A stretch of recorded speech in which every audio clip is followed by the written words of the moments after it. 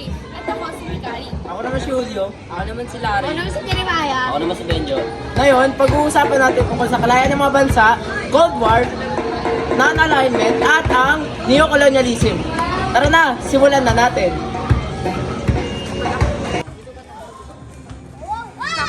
Ate, pwede mo ma-interview ka? So, ano po ang pagiging malaya o sovereign ng bansa? Ang pagiging sovereign ng bansa ay kaya ka magdesisyon na hindi kontrolado ng ibang bansa. Thank you po. Okay, thank you. Kuya, pwede ka ba ma-interview? Pwede. Malaga pa ba ang pagiging non-aligned ngayon? Oo, para hindi maiwasan na impluensya na malakas sa bansa. Thank you po. Thank you. Yeah, pwede ka ma-interview. Pwede po. Ano mangyayari kung sobrang pag-asa sa ibang bansa? Ano po, maaari pong mawalan ng tunay na kalayaan.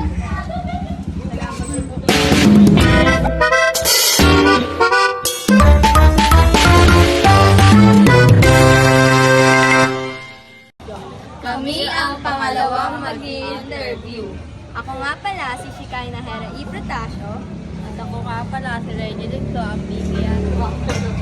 At ako naman pala si Rona Rose Talusin Posto.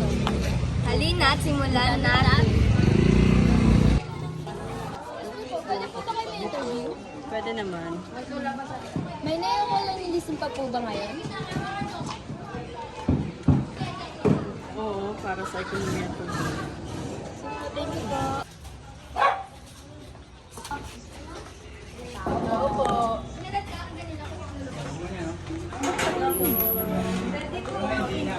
Okay po, sige po.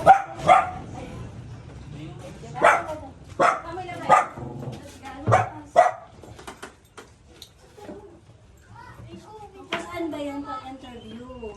Tungkol po sa epekto ng Cold War at sa mga influensya po. Bakit mahalaga sa kabataan ang sariling digital ng bansa? Para sa akin, para sa maayos na kinabukasan. Okay po. Sa inyo naman pong palagay, paano po naapektuhan ng foreign influence ang kabataan? Para din sa akin, sa pwede ng pananamit, musika at lifestyle. Okay po, yun lang po. Thank you po. Welcome po!